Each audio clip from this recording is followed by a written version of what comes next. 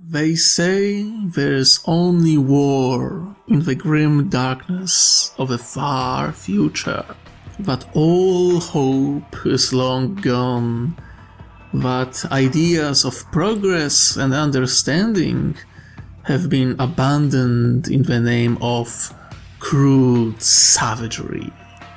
And yet, there is an oasis of knowledge, of progress, of tolerance that wants to survive in this cruel galaxy.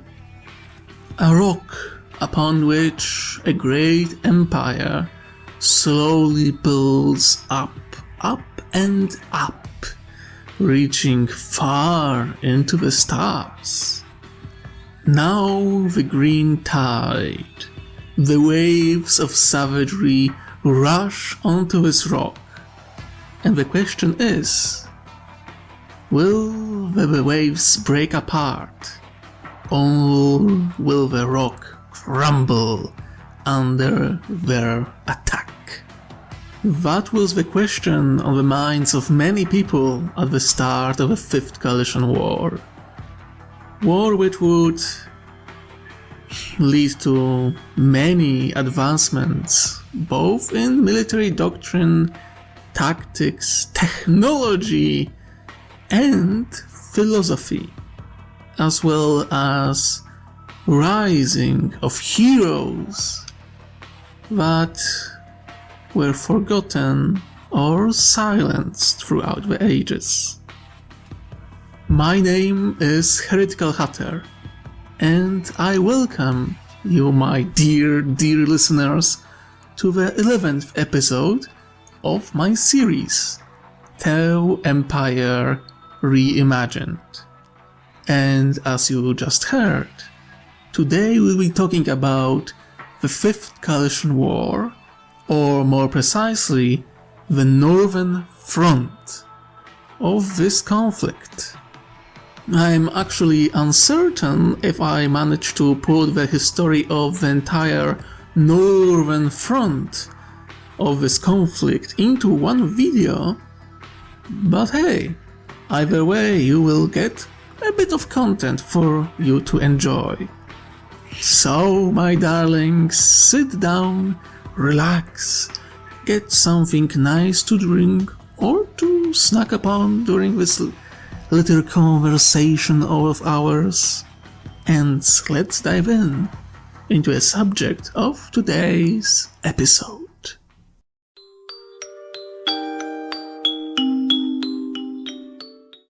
The Fifth Coalition War was one of the bloodiest wars in the Coalition history, very similar to the Third Coalition War when the Orks arrived for the first time in this region of space. This time, however, the Coalition wasn't dealing with one Wa, but two, one coming from the north and one coming from the south, which made the Coalition fight on two fronts, which isn't healthy in any conflict, in any war. Check your history books. Usually, fighting on two fronts isn't really working out for the one who is defending, or, hell, even leading the offensive. Worst of all, because of Auntor, the current Ethereal Supreme, who wished to lead the great expansion into the barriers of this region of space, most of Coalition resources were focused into offensive fleets and colonization fleets. They didn't really put that much into defensive in this era. And you might think, well, in the Void, in the sci-fi, offensive fleet can be used defensively, especially with the Tau doctrine of mobility in mind. And sure, it helped keep the Coalition alive and help them survive, but resources put into colonization vessels or exploration vessels couldn't be really, regained. Those resources were spent, and colony ships weren't really that good in a war against the Orks. The Fifth Coalition War lasted 70 Terran years, or 85 Tau years, between 4800 Era of Unity to 4885, or 817 to 887 Millennium 39. Today, we will focus on the Northern Front. It will take me a bit more time to get into the Southern Front, because this war was on really big scale. So, the Northern Front. Once again Orks invade the Krut space. And once again the Krut will be in great danger. And I'm talking about existential danger. The amount of Orks arriving through the north was just astonishing. They were led by the warlord Rob-Mek Krumpenheimer, a mad mech orc warboss who was obsessed with nuclear weapons. He led his fleet, his force, from a massive space hulk named Krampageddon. This vessel was 19 kilometers long. For my American viewers, that's 11.8 miles. A big boy, quite big boy, it must be said. Krumpenheimer was directed into this region of space because of the first pulse. This wave of energy traveled through the warp and caught his attention. He believed it was a sign from the gods of Gork and Mork. So he entered this region of space having one plan and one plan only: bringing upon Krumpocalypse, an apocalyptic war on a scale so great that the gods themselves would walk into the real space and smile upon him directly. In many ways, Krumpenheimer desired to become the prophet of the two twin gods of the Orks, a predecessor to the Gazkul Mag Uruk Fraka, if you will. And for decades he will be menace that the coalition will be fighting tooth and nail. However, his arrival would also give birth to great heroes of the coalition. A doctrine of Monad, the lone warrior, would be reformed and reborn in this era because of his arrival, and the heroes that were born through the struggle fighting against his menace.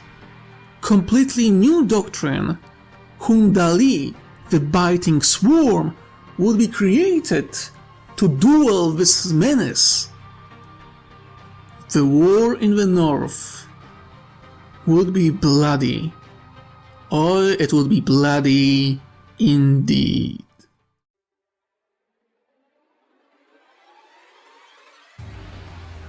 The arrival of Krumpenheimer was hard to miss.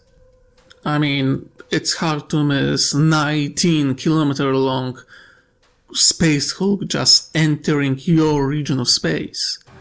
Both sensors and the patrol fleets noticed it basically the moment it entered this region of space.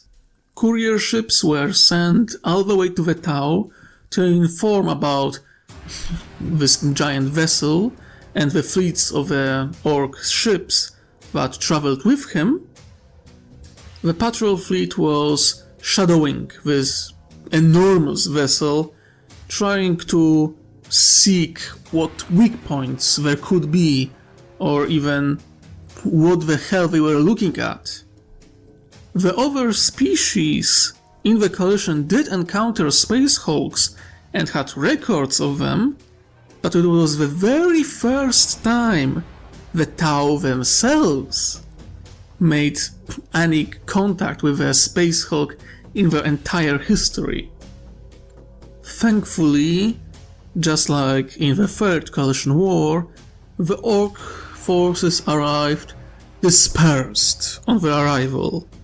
The warp sphere and the nature of this region of space, which had quite a lot anomalies, made the arrival of the Orks not exactly cohesive. By all accounts, Recapturing was relatively alone in this region of space. And when this was determined to be the flagship of the Ork warlord and the main base of operation of the Ork fleets, as many Ork cruisers usually parked or docked with the Space Hulk, it was determined that destruction of the vessel was of the highest priority.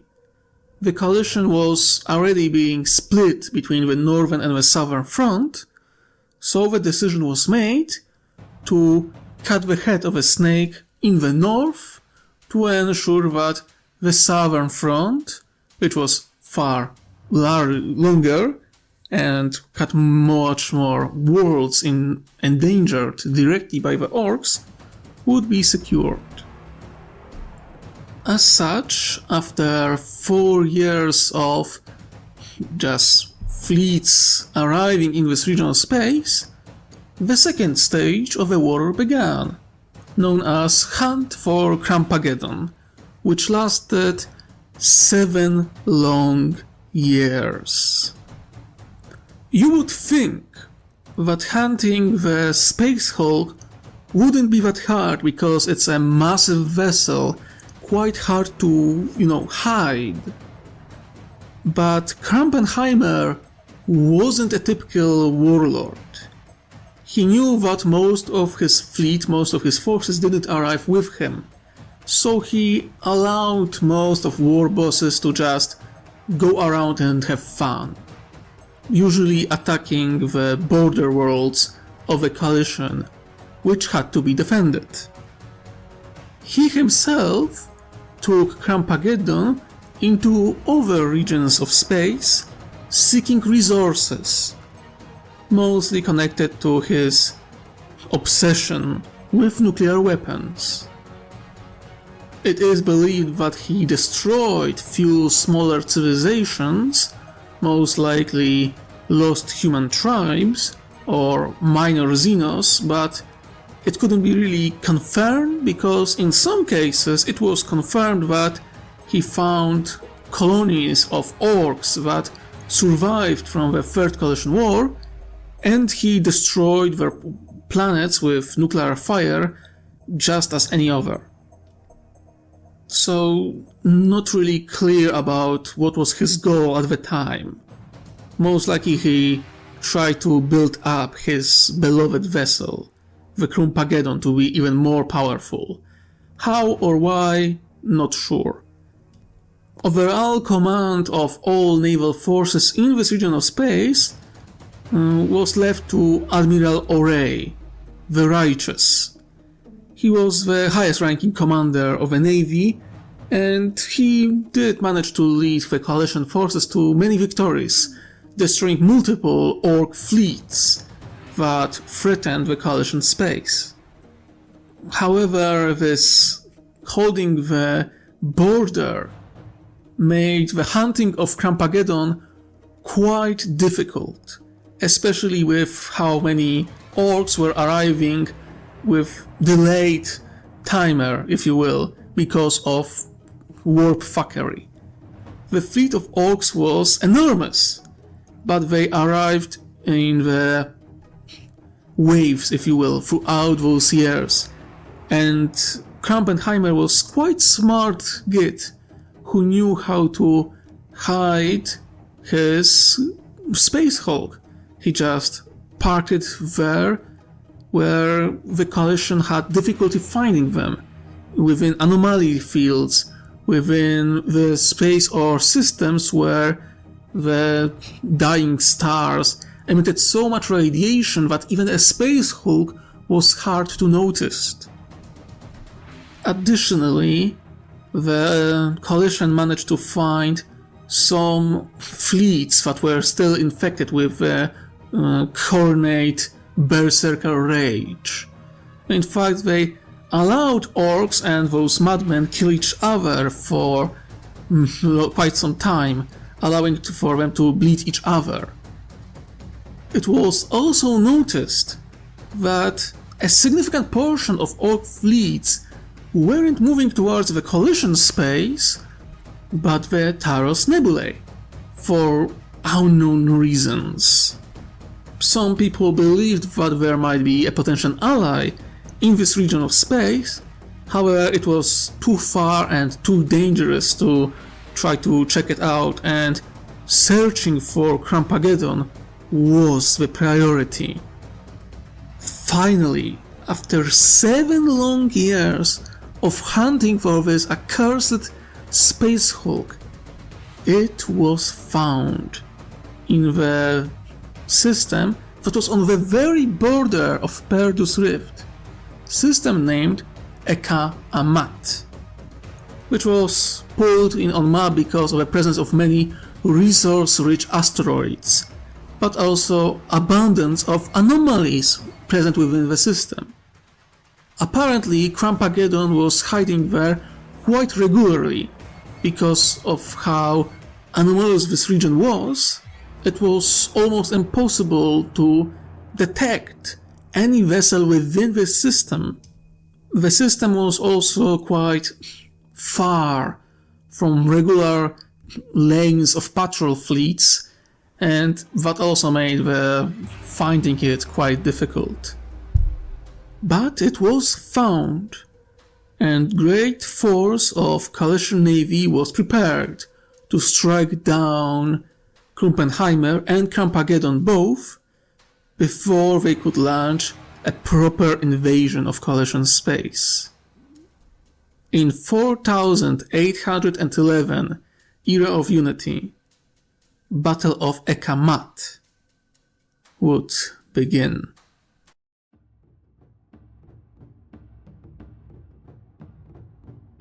Admiral O'Reilly, now renowned hero of the Northern Front, led a strike force into the system.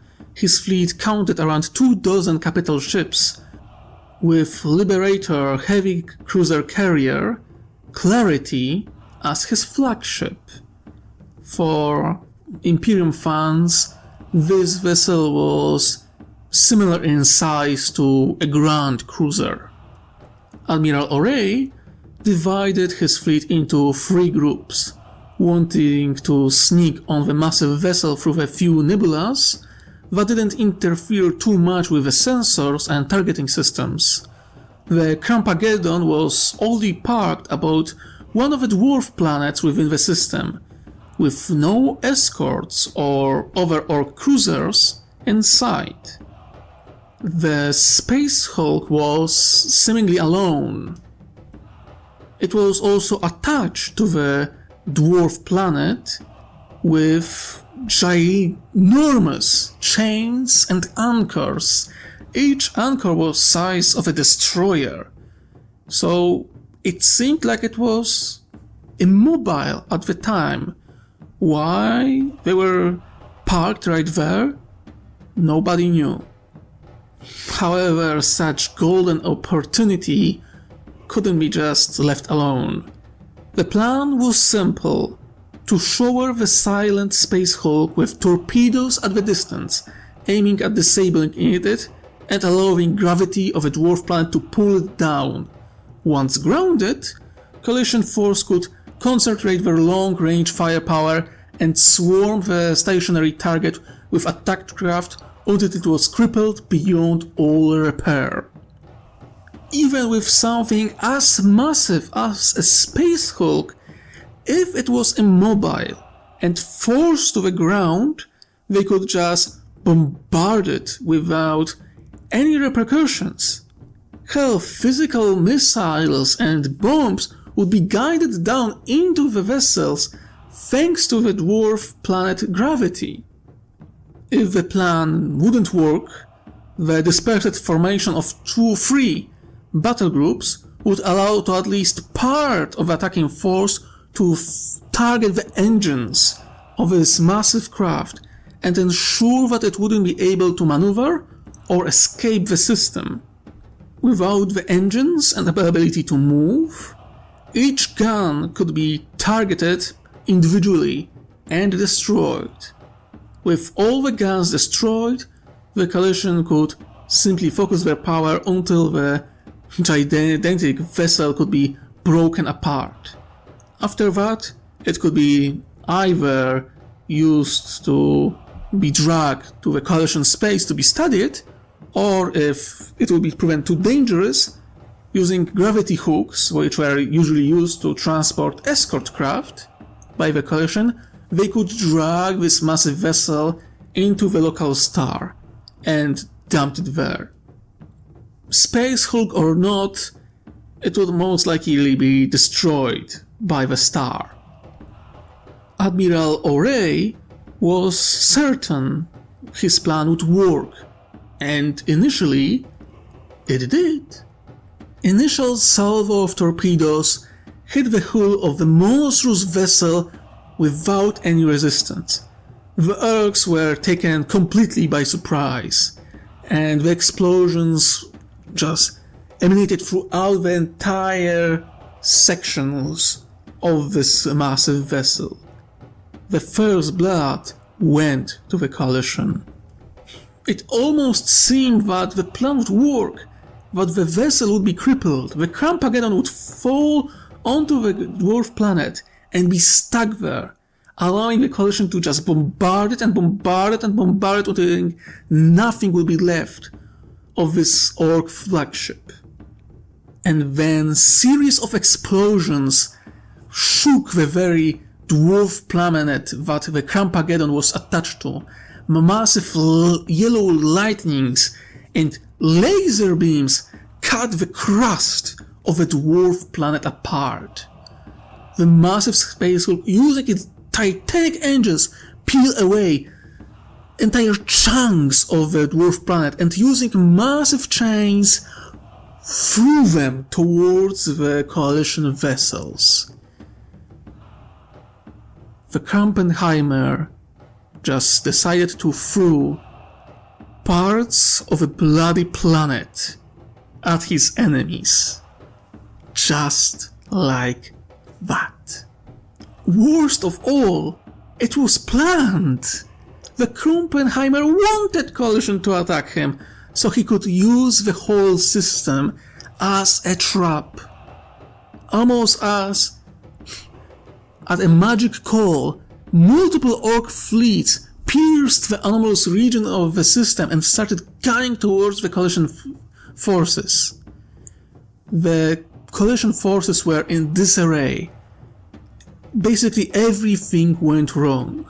Not only the initial salvo did almost nothing, not only now they were spread out, avoiding the chunks of a planet that were thrown at them, like it was nothing, and now Ork fleets were gunning straight at them.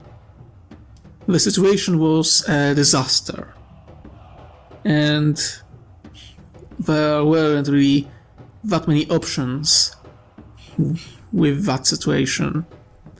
Admiral O'Reilly ordered 2 of his battle groups to retreat. He personally turned his own battle group towards the Kenimer, trying to buy time for the rest of the fleet, gunning in all directions, screaming through the comms, trying to make all Orks focus their firepower and attention at him. The failure to see the trap was his and his alone, so he decided to attempt to bring down the Ork warlord himself, or die trying. Use a brave git, ya know, Greyskin. The vile language of the Orks sounded through the comms. Smart even. But no cunning enough, no orc enough to outsmart me. Spare me your madness, Orc. Only one of us shall leave this system, and I intend to cut the infection that is your existence, here and now. Admiral O'Ray answered, keeping his cool, the culture of the air caste emanating from his stoic form, as he ordered his fleet to their own death, without as much as a blink of an eye. You talk big for a small fishy. Orc chuckled. I am the messenger of the Morg and Gorg. Ya seen the smile of the gods in the flash of fire, and I shall spread this smile throughout this sector. I shall bring Crumpocalypse, that shall make the gods smile. I shall show all of ye the meaning of the good fight. Your pagan gods won't save you, O'Ray retorted. We defeated a menace like yours in the past, and we shall do so again. If not today, then tomorrow. His ship shook as he came to the range of a space hulk guns. Your end will come, Greenskin. The coalition will prevail. The greater good shall be victorious. The only greater thing that is coming for ya is the greater crumping. Rob Mac shouted before comms shut down. Sadly, the last desperate charge of Admiral O'Ray ended with his death, destruction of his flagship and his battle group. He did draw blood from the massive space hulk, but he didn't manage to cripple it in any way. His sacrifice, however, allowed other two battle groups to escape. But even with that, around 1/3 of all ships were lost in the operation. The coalition was warned, and they could start some preparations, but it wasn't enough. In this region of space, the coalition navy simply didn't have enough ships to counter the Orc full-scale attack.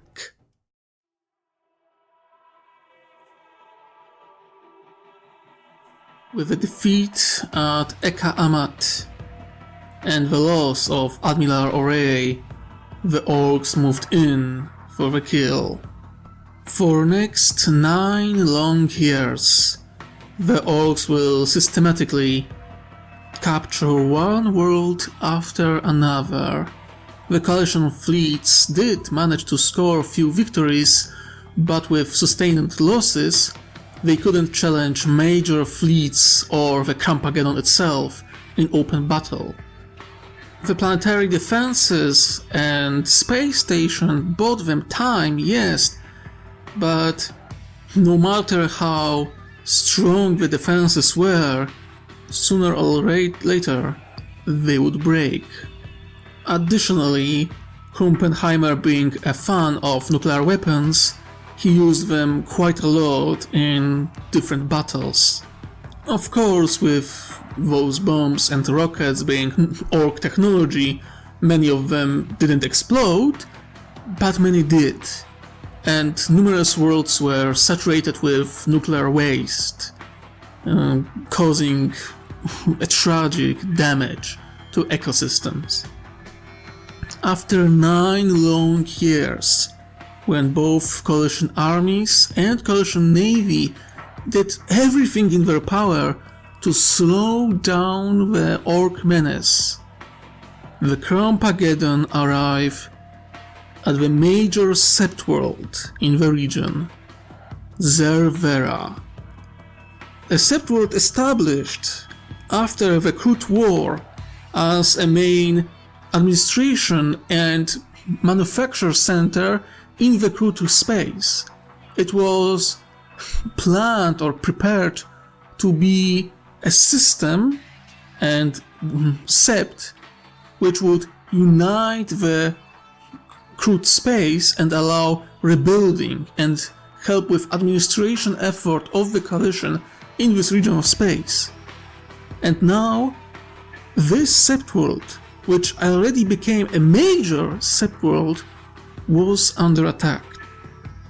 In the name of defending the Sept, the coalition navy decided to face Carmageddon in battle once again.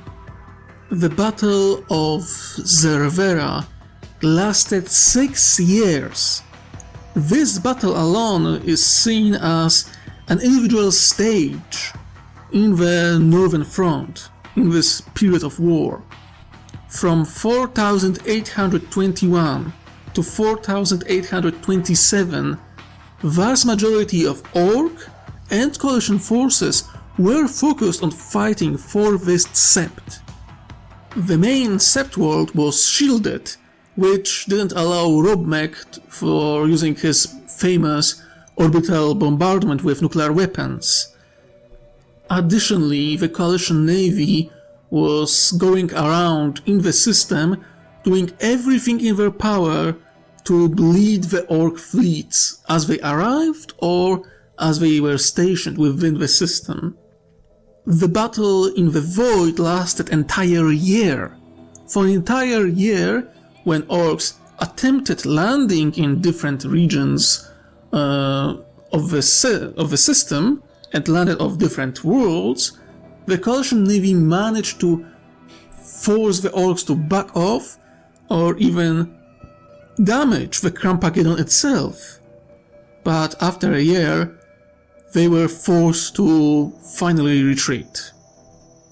After that, every single world fell under brutal siege of the Orks.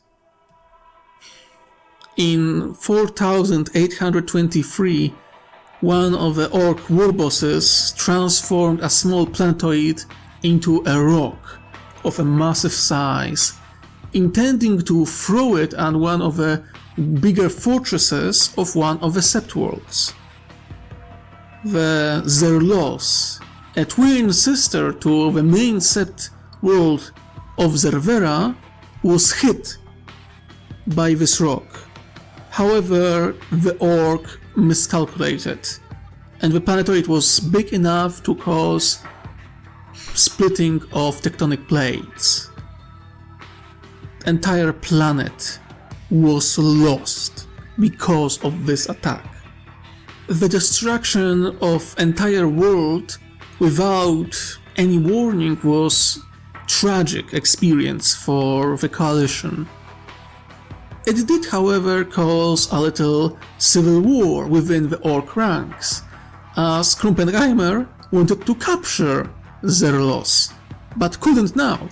So the coalition forces within this region of space had a little respite when Reimagined and other war bosses threw at each other over the throwing of the rock and destruction of Zerlos. Sadly, Reimagined won and managed to guide his Wa once again towards the victory. In 4827 year of Era of Unity, Coalition Commander Moonlight, led the last evacuation shuttles with fire warriors and civilians off Zer Vera. After 7 brutal years of fighting, the Sept was lost. Survivors were evacuated to nearby Sept of Holos and other systems, but their number was really slim. Among survivors, however, was a very young man. a fire-cast child that lost his entire family and his friends. Rans I. Lance, future legendary hero of the Coalition. The loss of Zer Vera was tragic enough that Ethereal Supreme Aun Tor died of heart attack, and new Ethereal Supreme was chosen in his place.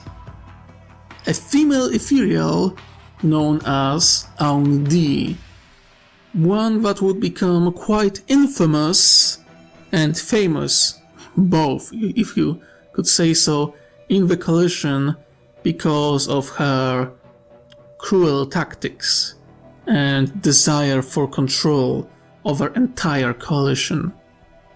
And of course, loss of a Sept World was a gigantic victory for Krumpenheimer, but he didn't leave the siege without losses. Many of his ships were lost, his very own vessel was damaged more than few times, and the civil war caused quite a few conflicts within his Wa. He managed to quiet them down with his victory, but it was clear that he was slowly losing power. The Coalition put out far more resistance than the Orks expected, and it was clear that some war bosses weren't happy with how he was leading the war. To ensure his own survival and future power within the war, Krumpenheimer chose another target, the world of Pesh, homeworld of the Krut. Just like Battle of Zer Vera, Battle of Pesh is seen as a new stage of the war. This one, however, had a bit better ending and was far shorter. The Battle of Pesh lasted only 3 years, from 4828 to 4830. The Orks attacked it with fury, but the Krut fought really hard in defense of their homeworld. With arrival of new reinforcements, the Coalition managed to hold out, and throughout those few years, the Void was constantly contested between the Coalition and the Orks. This was mostly achieved thanks to a new commander of Coalition fleets, and the first Tau who could match Commander Oray from years before with their skill. Admiral Avant Hak, the Windbreaker, was extremely skilled female aircast. Unlike Commander Oray, she preferred using small vessels, like escorts and light cruisers. She used them in excellent way, striking the Ork supply lines, the smaller fleets, the patrol fleets, the escort fleets, and luring the Orks away from main engagement and slaughtering them there. She achieved far more than Oray with far less resources, and in a very short period of time, she became a hero of the Navy. Additionally, she managed to strike Kedon itself multiple times using stealth tactics and ambushes, sometimes using AI-controlled vessels which had nothing else but torpedoes with them. Just modified transport vessels that, instead of goods within their hull, had just hundreds of torpedoes which were fired into the direction of the enemy. Krumpenheimer hated her with passion. She was a constant thorn in his side. Additionally, Commander Mun-Tsu and the rising star among the Firecast, Young Ran-Sai, were menaces on the ground. Commander Mun-Tsu was expert in Qui-Gon doctrine, leading orcs into traps and slaughtering them wholesale. In this, Commander Mun-Tsu was very similar to Commander Shadow-san from 41st Millennium. Both female commanders, both excellent in Qui-Gon. Although Mun-Tsu was more hands-on approach, she preferred to personally be the reason for the orcs' attack and leading the traps herself personally, not from afar. Young Ran-Sai, on the other hand, began studying the way of Monat, the lone warrior, perfecting his own skill in combat. He also became a very good friend with a crude shaper, Haresh, with whom he fought side by side, and they became the best of friends. He taught him how to fight with ranged weapons, and Haresh taught Ran-Sai how to fight in melee. There weren't really other warriors who could work so well together, despite how different they were of different species. And even with that, they just understood each other perfectly. Thanks to those people, Battle of Pesh transformed from a plan to be a great victory for the Orks into a meat grinder. Krampenheimer was pissed because he was losing far more than he was gaining. Thanks to the flesh of the Orks, the crew were getting stronger and stronger and stronger. Thanks to Avanthak, his fleets were getting smaller and weaker with every attack, and he couldn't deal with them in any way. The coalition created a lot of countermeasures to target his nuclear weapons, and many times leading them towards his own forces, which caused even more damage, and nuclear fire burned the orcs, killing not only the orcs but also the spores from which they grow. His power and ability to control the Wa was slowly breaking apart in his very hands. And he was beyond pissed. To add fuel to the fire, in 4830, Coalition made contact with Sitorians in the Southern Front. I will be talking about them in the future videos, talking about the Southern Front, but all that you need to know for now is that they were a friendly state in the Southern Front, which joined forces with the Coalition to fight against the Orks.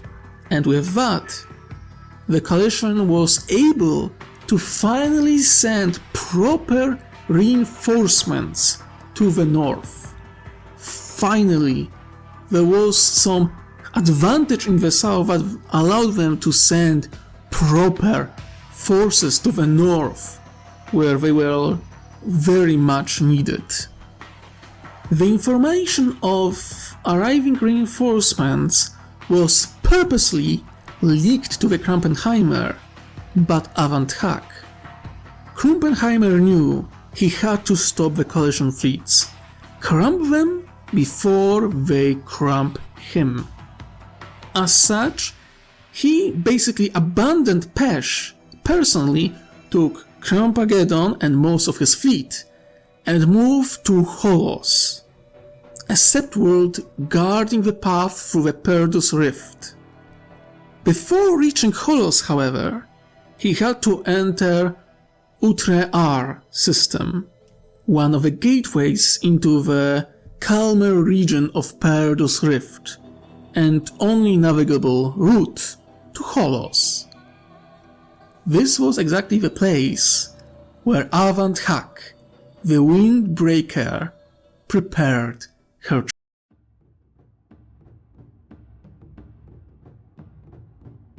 The Crampageddon arrive into the system with good portion of the Ork fleet present. Failure to take Pesh caused cracks to form into the Wa. Rob McCrampenheimer was losing his influence and was growing desperate to regain it. Destroying Coalition fleet and taking Hollows would let him take over this entire region of space and ensure that his empire would survive. Crampageddon arrived into the system and began to slowly move towards the next jump point, far on the other side of anomalous region of space. The Ork warlord noticed presence of Coalition space station and a fleet waiting for him. But the fleet was mostly made of old and small vessels. He was quite sure that the main Coalition fleet didn't yet arrive, and so he began old tradition of shit-talking his opponent. Oi, Fardbreaker, I've arrived with me boys and me ships to crump ya sorry grey ass. Ork warlord shouted through the comms, laughing. After a moment, a small voice of Avant-Hak answered with an optimistic tone in her voice. Oh, isn't it the infamous Cramp-Spinous Grotkisheimer? How nice for you to finally show up in person. Got bored hiding behind a moon like a little grot? Admiral Avant-Hak mocked.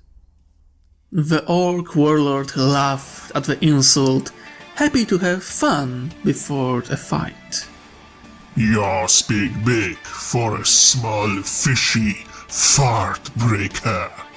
I crumped Oregit years ago.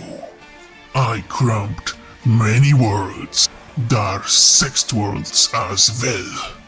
I am the leader of the Wa, captain of the Crampageddon and the bringer of Crampocalypse. Ye are nothing but grot shit on a scrap that will be part of me ship, he declared with a loud laughter. I will kill ye, crump the fleet, crump the sext, crump the worlds, crump the whole coalition, and make the gods smile from ear to ear. The aircast answered with a laughter of her own. Now that is funny. You could make Groks laugh with such plans, as all of them are grot shit thrown at a wall. And why is that, fishy? Ork asked, his ships now halfway to the intended target. Because you are already cramped. Avant-Hak shouted. Krumpenheimer didn't have time to even furrow his brow when dozens of vessels appeared all around his fleet.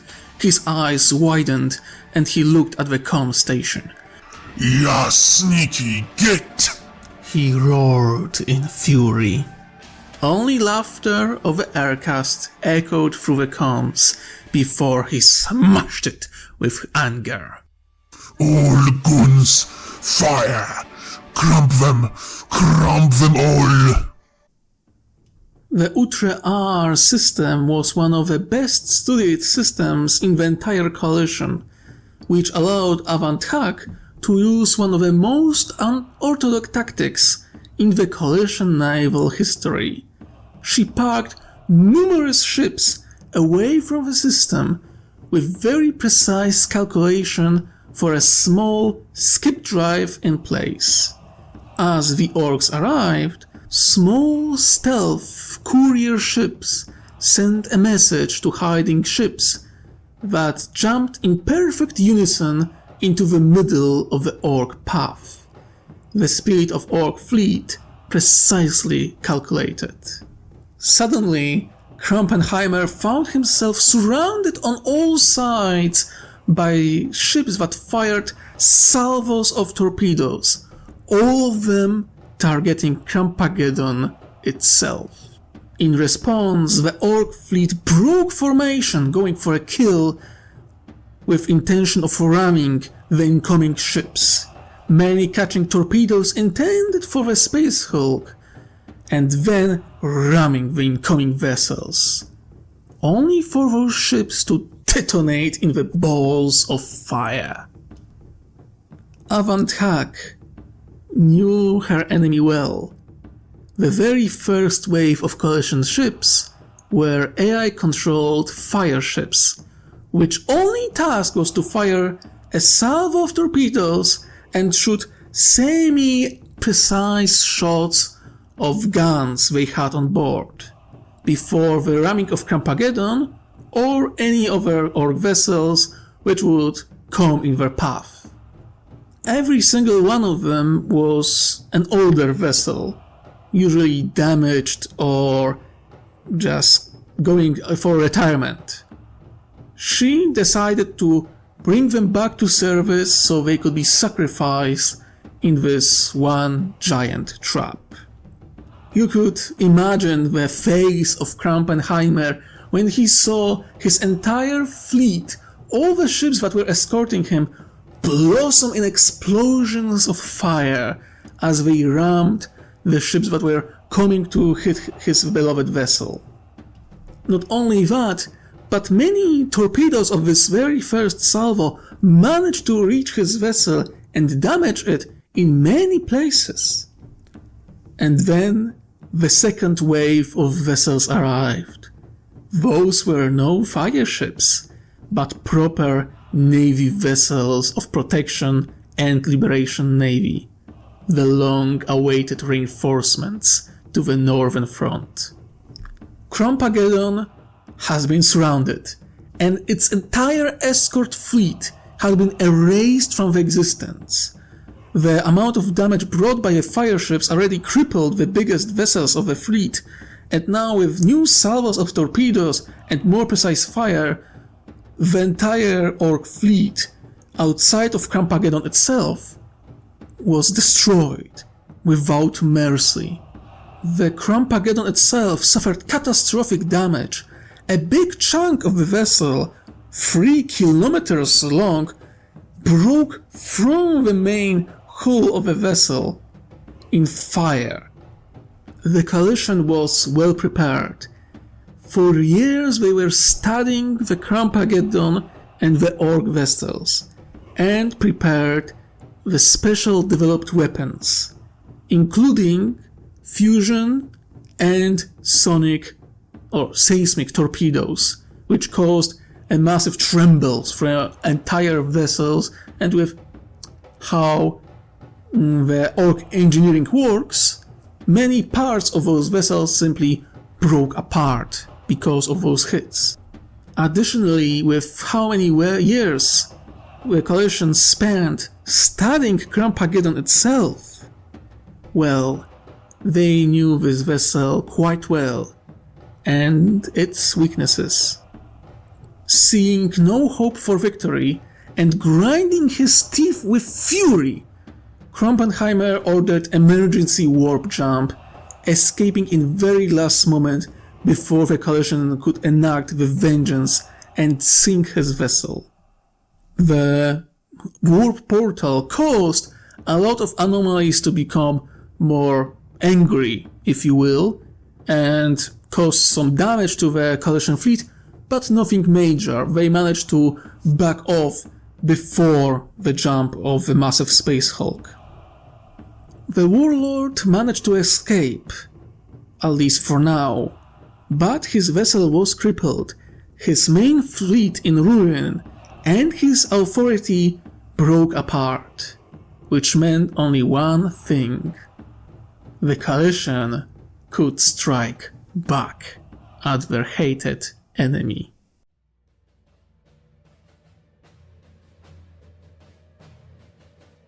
The next 8 years saw a great number of successes on the Northern Front, and the fame of coalition commanders only grew. Admiral Avanthak adapted well to the leading bigger vessels, isolating Ork fleets and eliminating them one after another.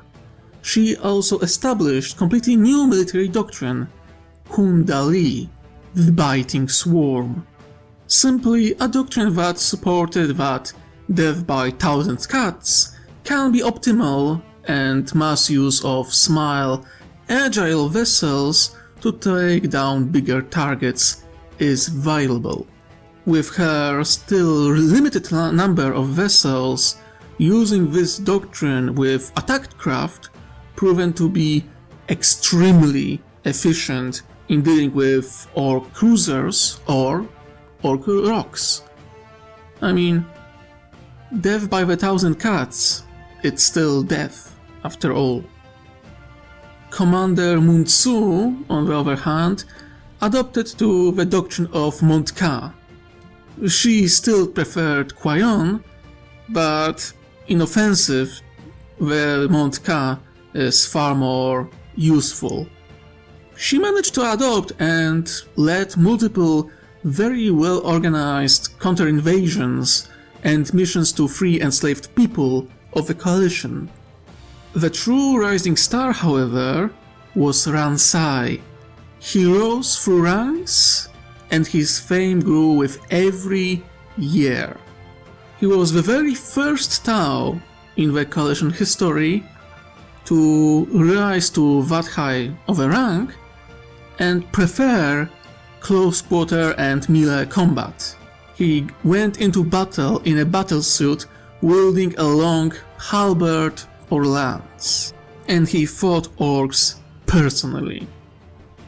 A diverse team of commandos, including Tau, humans, Mekians, Talarians, Rehichi, Krut and Moralians, among other member species of the coalition, were part of his team and the teams that he trained. He spread the popularity of Monad, the doctrine of the lone warrior, and basically created a new interpretation of this doctrine. In the past, Monad quite literally meant the lone warrior, that a singular unit or singular person was to go and accomplish some kind of mission. Ransai, however, create new interpretation, that every individual soldier is to train to reach their fullest potential, a concept that every soldier within a unit can take up basically any role, but exceeds in his or hers own talents. With abundance of war orphans or children that were slaves to the Orks, he had more than enough potential recruits, and he trained them extremely well. The Ransai, Commander Lance, as he will be later known, basically created the coalition equivalent to the Tempestus Scion, because he revived and created new interpretation of Monad doctrine. He was, however, disliked by the Ethereals. There were many reasons. He proven to be extremely resilient to ethereal pheromones, and he also didn't go through typical indoctrination of the Tau. Reminder, Ransai was a survivor of Zer Vera sept. His childhood wasn't one of indoctrination and lectures. He was stalking rats through ruins of his home city while avoiding Orks.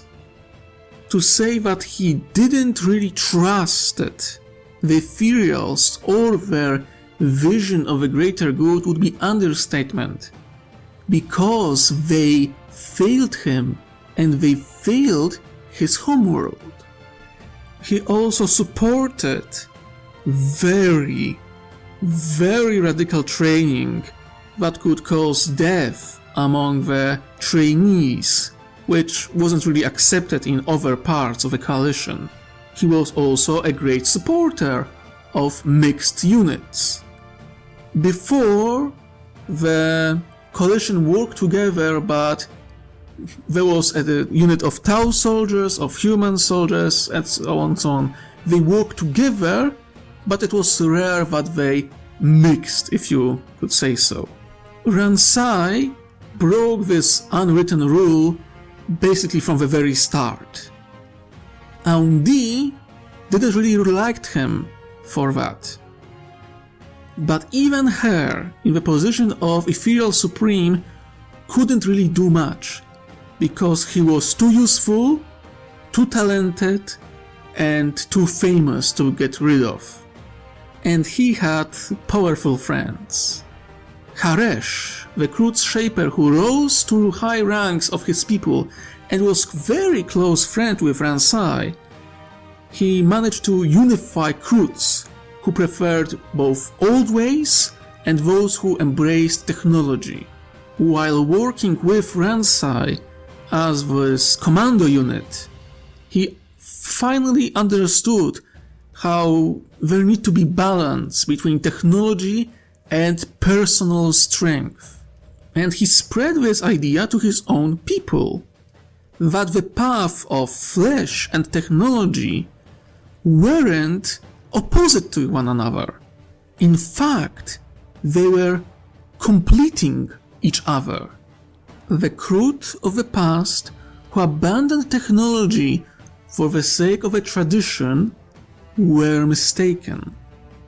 Both those paths had to be cherished, and both of those paths had to be walked by the Kroot if they had to grow in power and might to survive in this galaxy. He soon became the most famous Kroot of this era. Of course, this power duo of Ransai and Haresh really wasn't to the taste of Aundi, who knew that couldn't really kill them directly, so she made sure to send them suicide missions. You know, kill war bosses who were rising up, destroy critical infrastructure or vessels or stompas or even gargants. And those two bastards and their team managed to return victorious every single bloody time. We are talking about actual Tempestus science success rate. You are sending those guys at the mission that some space marines would have problem with, and they still get out with a freaking win. Because they used the very best fucking equipment, the best tactics, and the best trained people in this region of space. And without Krampenheimer, who didn't reappear for years, the Ork Wa broke apart, not without the Ransai and Haresh taking out basically every single motherfucking Ork that tried to take his place. Without any war boss taking command over the Wa, Coalition managed to just hit and hit and hit until they regained one region after another. In 4838, after 12 long years, Zer Vera was recaptured by the Coalition. The Sept was in ruins, and it would take decades, if not centuries, to fully heal the world, although some scars would remain, and the people of the Sept would be changed forever. From a simple administration center and manufacture planet, Zer Vera would be transformed into heart of commando training in the entire Coalition, homeworld of Ransai, would become basically the place to get the best trained commando units in the entire coalition. The trainings would be brutal and many trainees would likely die, something unheard in basically any other sept or region of space of a coalition. But here, this was accepted. The very same way, Ethereals never regained the same level of control and influence in the sept. After the failure of saving the sept, the scar, the wound went too deep, and the people of the sept never truly forgave the Ethereals for the failure of saving their world. The hatred for the Orks would burn eternally with mighty flame. Like, the people of Zer Vera, basically all of them were in part fire warriors because of this fire of hatred towards the greenskins. Their legacy would remain strong for many generations into the future, and even the Imperium of Man would sooner or later find out that the children of Zer Vera aren't to be ignored. So, the coalition gains one victory after another, worlds are being recaptured, and then coalition scouts finally locate Krampageddon and Krampenheimer both. The Orc warlord was in the process of repairing his flagship that was still quite badly damaged, and he didn't have almost no control over the Orcs in the region. Coalition, now in advantageous position, decided to take him down once and for all.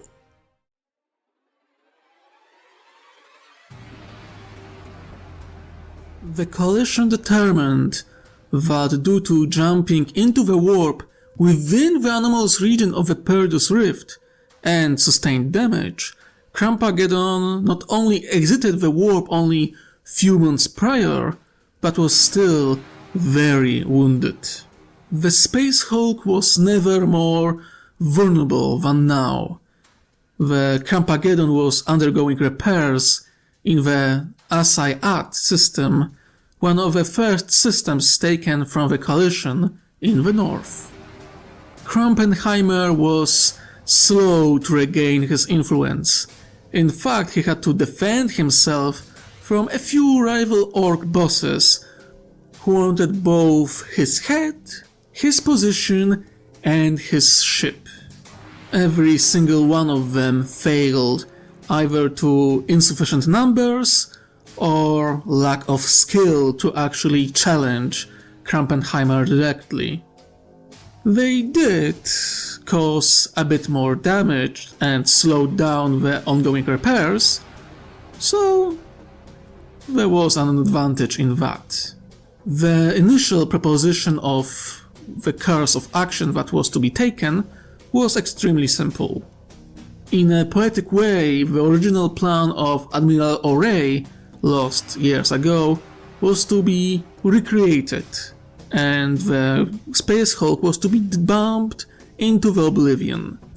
But the Ethereal Supreme Aundi vetoed this plan along other Ethereals and other high-ranking representatives of the coalition.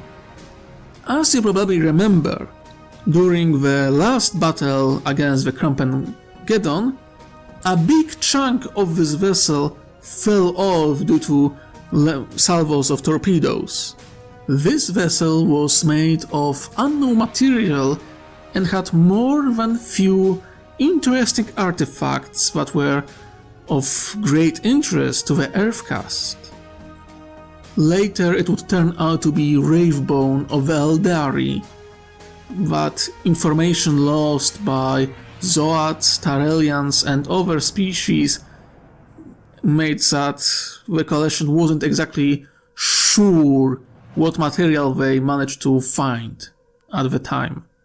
For coalition scientists and psychers, however, the material of the Ravebone, as well artifacts found within the chunk of the Space Hulk, were more than interesting. Additionally, there was no guarantee that Krampageddon won't manage to escape this time as well with emergency warp jump. Someone had to make sure that it wouldn't be able to escape this time. The Krampageddon had to be captured. It had to be boarded and taken by force. Junior Commander Ransai stepped forward, proposing a new plan. Coalition will attack with first wave of torpedoes meant to cause overall damage to the outside of the vessel, disabling weapons, causing confusion, etc., etc. But right behind them would go gunships and boarding vessels and boarding pods with a lot of soldiery. Vast majority of the boarding forces will be standard protection and liberation forces, with tactically placed special forces units, the commandos, in between. The protection forces will be tasked with tying down the Orks in the fighting.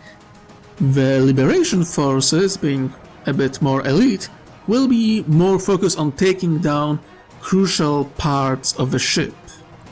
The commandos, in this case, will be the tip of the spear, the first to get into the critical positions, starting to rip them apart, making way for the liberation forces to get in, and most importantly, taking down leaders among the Orks, including targeting Krampenheimer himself. The fleet will be in the meantime tasked with eliminating every single gun position and engine on the vessel. Maybe even attempt to use gravity hooks on the giant vessel to forcibly keep it in place, if it will even attempt to escape. After all, opening the warp rift to enter the warp space is one thing, actually entering into it is the other. If coalition vessels manage to hook to the Krampageddon and hold it in place, no matter what type of warp rift they will open, it wouldn't be able to escape. Very dangerous plan, but the only viable option if coalition wanted to take the vessel whole. The plan was analyzed, improved, and then approved. An impressive fleet of over 4 dozen capital ships and swarm of light cruisers and escorts arrived in the system, hiding in nebulas and asteroid fields, sneaking close to the massive vessel.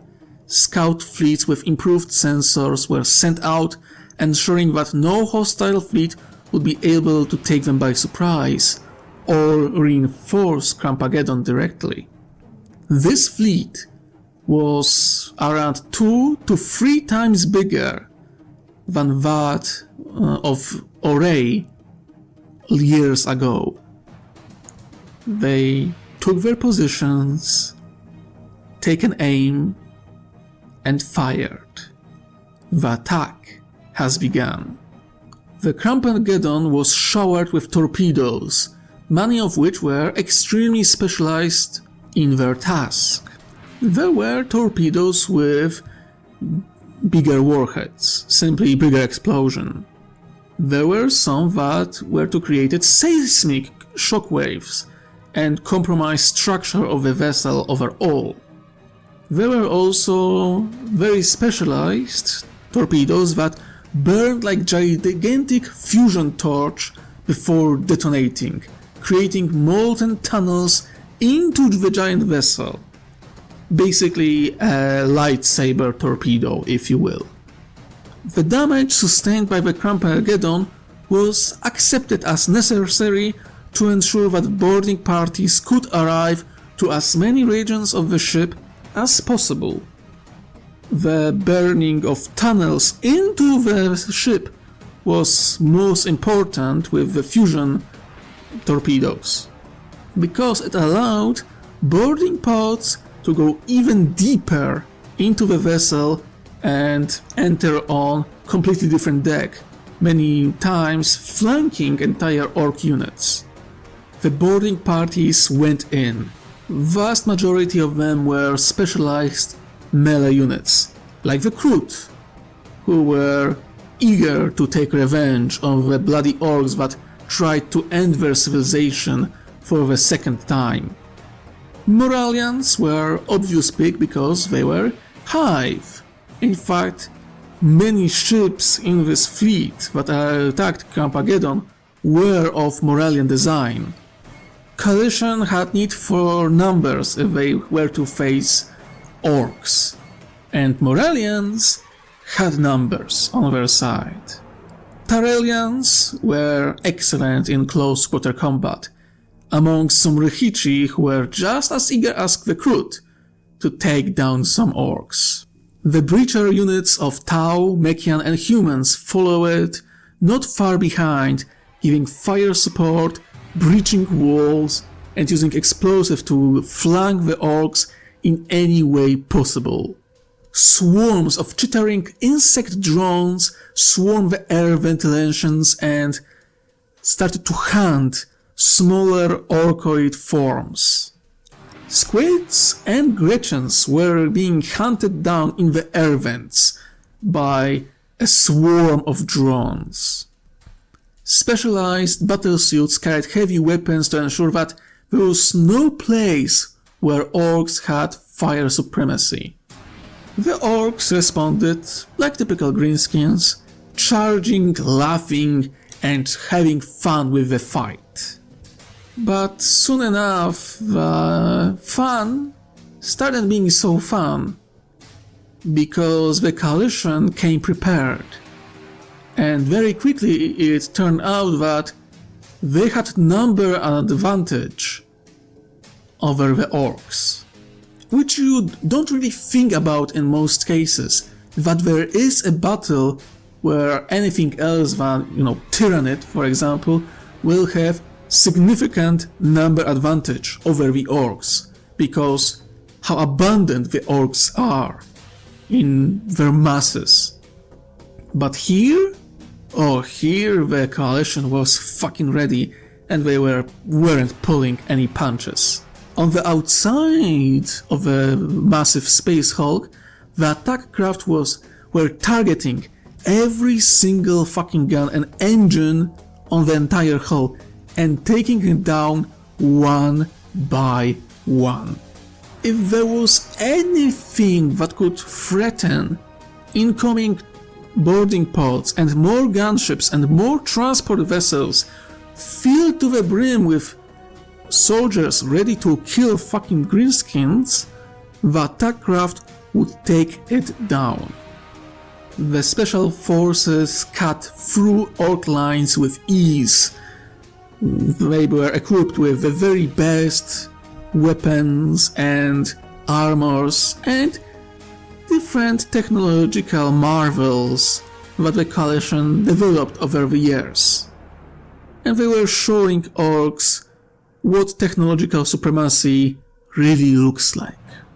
They were taking down every single essential region of the Space Hulk to ensure that it couldn't escape in any way, shape or form. Commander Mun-Tsu, now old veteran, was personally present on the front lines, coordinating her forces and making sure that they will tie up as many Orks as possible, all to give young Commander Ransai and his elite unit chance to take down Rob Mech, Krumpenheimer, personally. And Ransai did found him. Krumpenheimer was far from the bridge of his beloved vessel. He was deep, deep within the bowels of the Space Hulk, in his workshop. A place that made even someone so bloodthirsty and hungry for death of orcs as Ransai a moment of pause. Because before him there was something that boggled the mind. It looked like a giant self-contained sphere of energy in eternally cycling rings. Something that seemed to be a contained star or a nuclear explosion. Krumpenheimer was working on something there, and Ransai was going to stop him. He had some bodyguards with him, but not as many as some would expect. Krumpenheimer at this point basically lost his control over the orcs, and only few most loyal followers were still with him. The rest were having fun, getting slaughtered by the coalition. Or rather, they weren't having fun. In fact, they were slowly breaking with their morale because getting their shit kicked in at this scale in such battle wasn't really fun for them. Not anymore. Ransai and his team attacked, going for the warlord's head.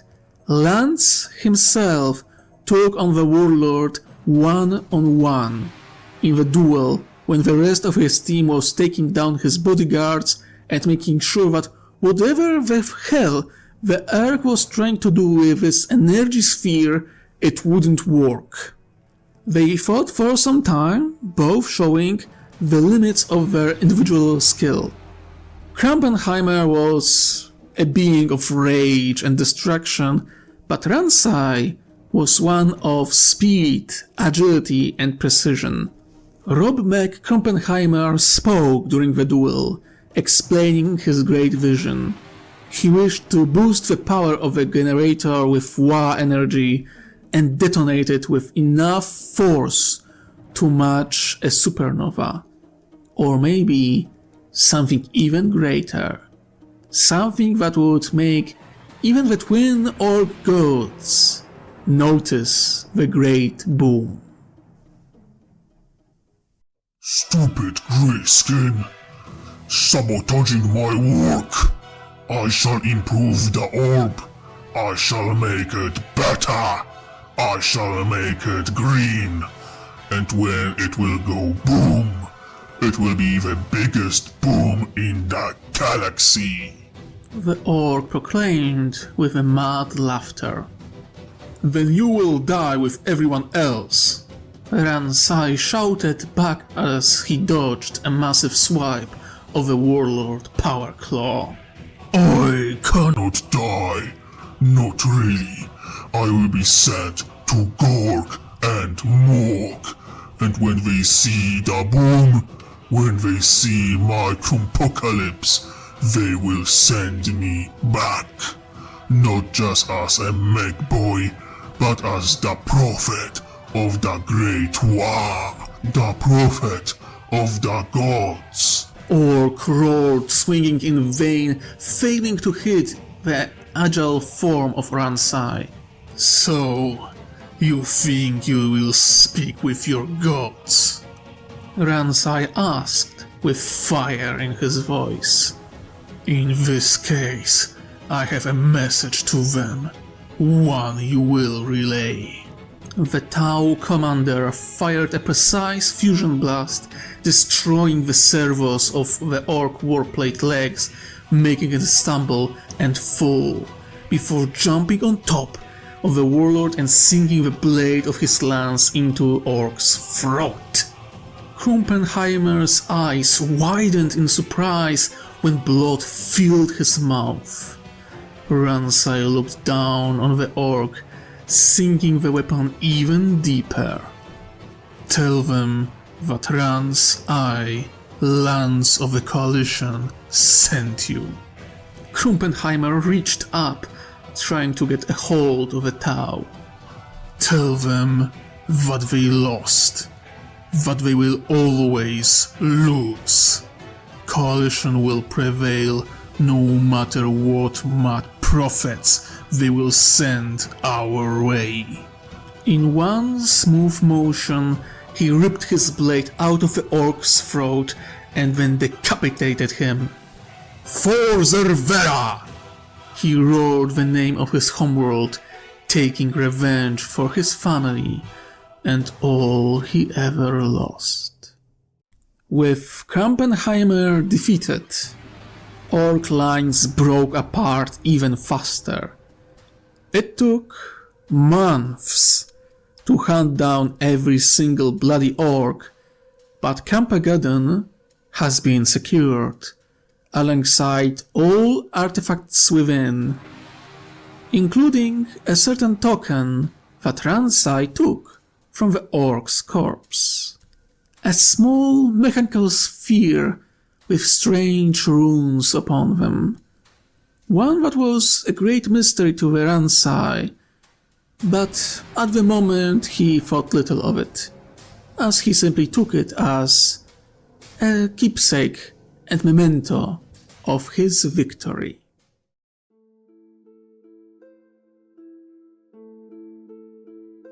With the death of Krumpenheimer and the securing of Kedon, and most importantly, the bizarre power source hidden in its core, which was named Light Sphere, Coalition scored decisive victory over the Greenskins in the northern front.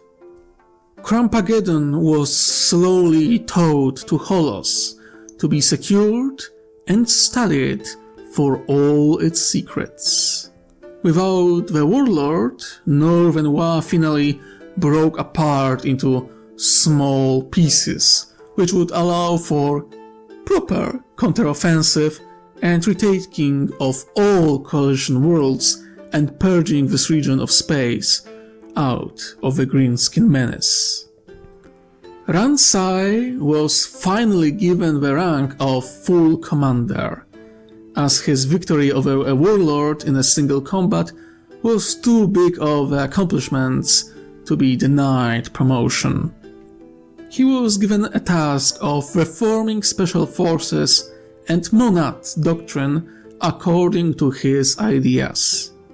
You can imagine that Ethereal Supreme Aundi was fuming at this decision, but even she wasn't mad enough to challenge the voice of entire High Council, including many voices of the member species of the Coalition.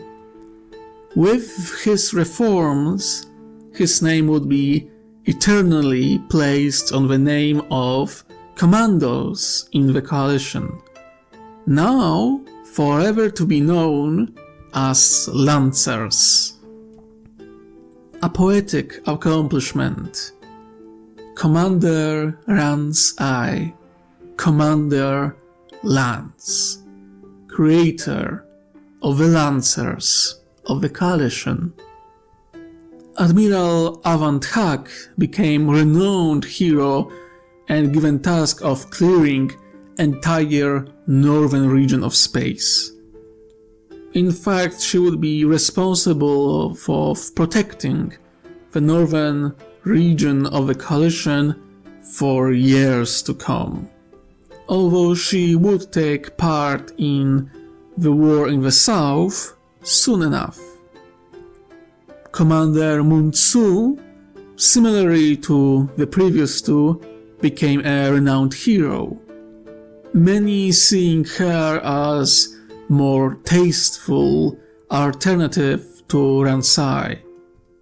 But Mun-Tsu was already quite old, and in battles against the Orks she suffered quite a lot of wounds, as she preferred to fight directly with her enemies. She will take part in the war in the south, but nothing too impressive, really.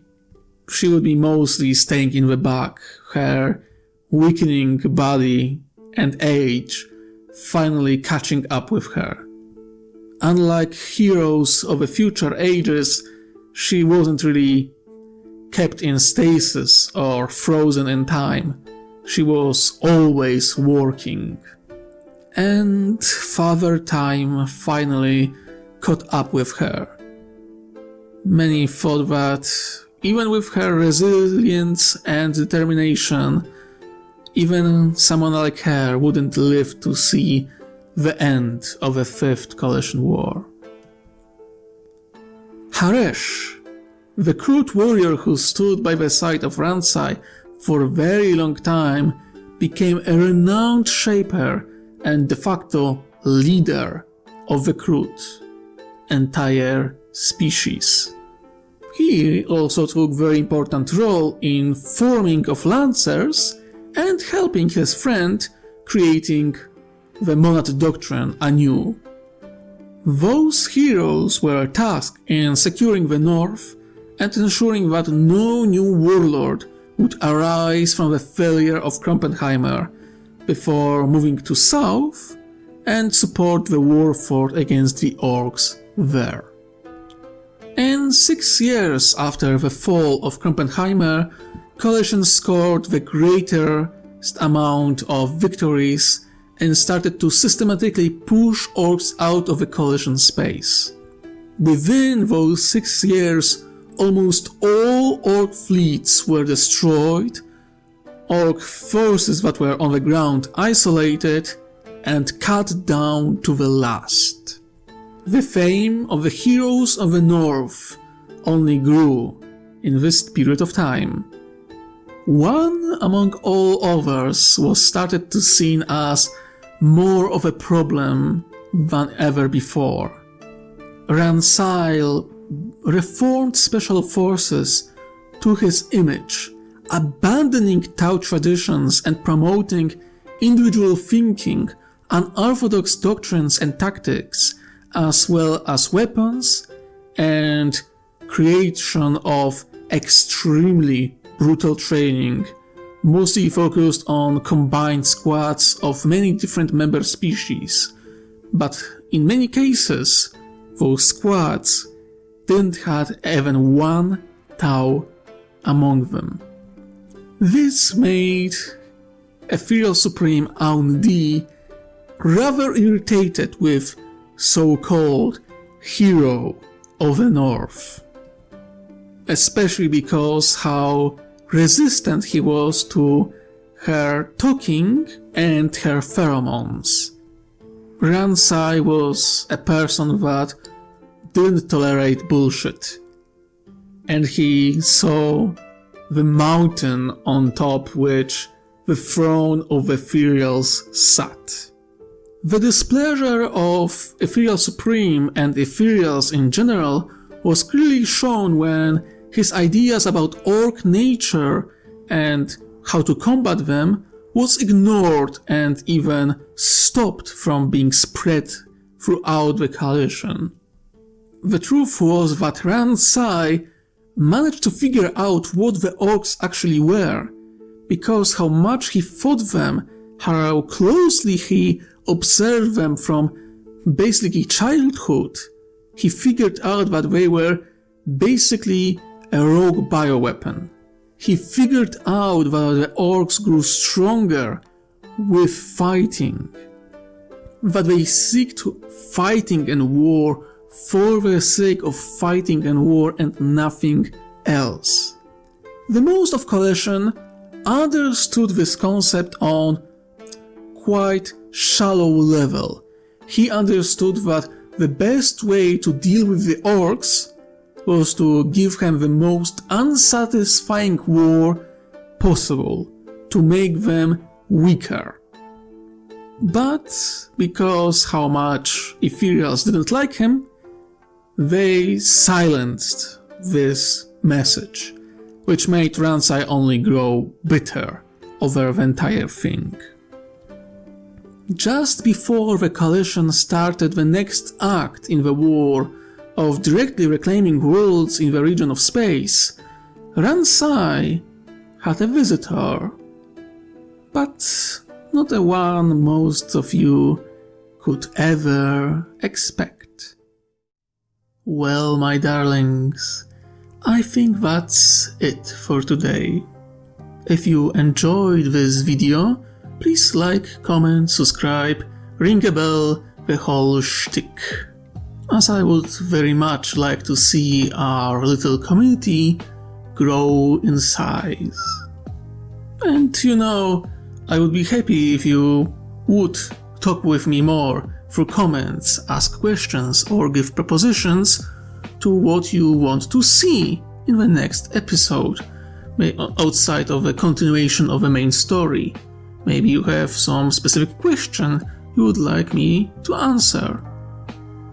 That's all in your hands, my dear listener. Do tell me how do you like the whole idea of those narrated fragments of the story where I decided to create a small scene. It is actually far more challenging than I thought at the start, and I am not sure if I will continue this style of storytelling all the way to the end of this series, but it's a good test before the Damocles Gulf Crusade rewrite. It's a lot of fun, but it's hard work to edit it in a nice way. I am fully aware that I am living on a certain cliffhanger, but I hope you will forgive me. The next episode will be mostly narration, because I want to buy myself a little bit of time working on the story of the Southern Front, but the story I want to tell you should be entertaining. Either way, my darlings, thank you for joining me today, and I hope you enjoyed. Now then, my dear listeners, remember, wherever you are, whatever you do, try to enjoy yourself while you can. I wish you a most heretical day. Ta-ta!